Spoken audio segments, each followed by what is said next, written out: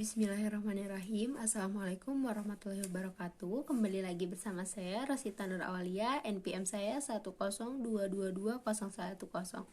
Di sini saya akan mereview ulang materi tentang buku besar dan buku besar pembantu. Yang pertama ada definisi buku besar dan buku besar pembantu. Buku besar yaitu buku catatan yang berisi kumpulan rekening-rekening neraca dan rekening laba rugi. Buku besar juga menampung ringkasan data yang berasal dari jurnal yang nantinya akan digunakan untuk menyusun neraca, laporan laba rugi, dan laporan perubahan modal.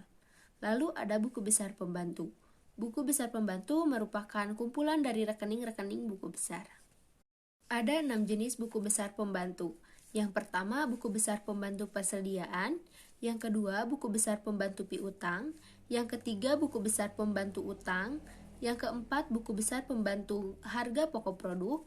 Yang kelima, ada buku besar pembantu biaya. Dan yang terakhir, ada buku besar pembantu aktiva tetap. Ada 4 formulir rekening buku besar. Yang pertama, rekening bentuk biasa. Yang kedua, rekening saldo dengan 1 kolom saldo. Yang ketiga, ada rekening saldo dengan 2 kolom saldo. Dan yang terakhir, ada rekening dengan saldo lama dengan saldo baru. Klasifikasi rekening terbagi menjadi 2. Yang pertama berdasarkan laporan. Berdasarkan laporan juga terbagi menjadi 2. Yang pertama, rekening diklasifikasi sesuai dengan susunan dalam neraca. Yang kedua, diklasifikasi sesuai dengan susunan dengan laporan laba rugi. Dan yang kedua juga ada berdasarkan arus nilai. Klasifikasi atas laporan keuangan terbagi menjadi 3. Yang pertama, rekening buku besar. Yang kedua, rekening neraca, dan yang ketiga, rekening laporan laba rugi. Rekening neraca yaitu masing-masing kelompok dibagi ke dalam golongan aktiva. Yang pertama, aktiva lancar, investasi jalan, aktiva tetap berwujud, aktiva tetap tidak berwujud, aktiva lain-lain. Kemudian rekening laba rugi yaitu masing-masing kelompok dibagi menjadi yang pertama, golongan, subgolongan atau langsung ke rekeningnya.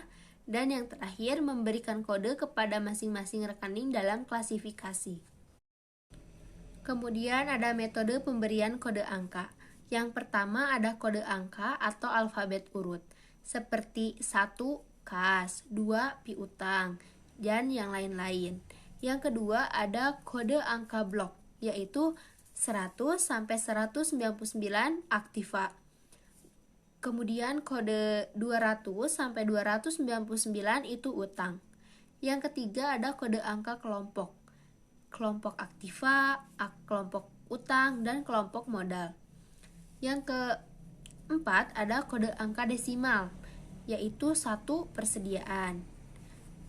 Yang kedua 1.1 persediaan bahan baku. Dan yang terakhir 1.1.1 itu persediaan kayu. Kemudian ada 4 metode posting ke dalam buku besar dan buku besar pembantu. Yang pertama ada metode tangan menggunakan pulpen dan ink. Yang kedua menggunakan metode posting langsung dari buku besar. Yang ketiga metode posting langsung dari dokumen sumber. Dan yang terakhir metode tanpa buku besar pembantu. Di sini juga ada cara penanganan dokumen sumber berupa media, terbagi menjadi 2 yaitu dokumen tunggal dan dokumen campuran. Dokumen atau media tunggal yaitu dokumen sumber yang hanya berisi 1 rekening yang didebit dan 1 rekening yang dikredit, contohnya faktur penjualan. Kemudian yang kedua ada media campuran, yaitu dokumen sumber yang berisi lebih dari 1 rekening yang didebit dan juga yang dikredit, contohnya bukti kas keluar. Kemudian pada media tunggal tidak memerlukan metode penanganan tertentu, akan tetapi pada media campuran memerlukan metode penanganan tertentu. Lalu, mengapa sih pencatatan yang direkam pada media campuran itu memerlukan metode penanganan tertentu? Nah, jawabannya yaitu karena untuk mengambil media yang akan dicatat ke dalam rekening pembantu. Yang kedua, mencari kartu rekening yang akan didebit dan dikredit yang disimpan dalam arsip berdasarkan data yang tercantum di dalam media. Yang ketiga, mengambil dari arsip kartu rekening yang dipilih dalam tahap kedua dan meletakkannya di atas meja, atau jika posting ke dalam rekening dilakukan dengan mesin pembukuan, dipasang mesin tersebut. Yang keempat yaitu mencatat data yang tercantum dalam media ke dalam kartu rekening yang diambil dari arsip pada tahap ketiga. Dan yang terakhir yaitu mengembalikan kartu rekening ke tempat semula dalam arsip untuk memudahkan pencariannya kembali dalam posting berikutnya. Cukup sekian review materi buku besar dan buku besar pembantu yang dapat saya sampaikan. Mohon maaf bila ada kesalahan. Wassalamualaikum warahmatullahi wabarakatuh.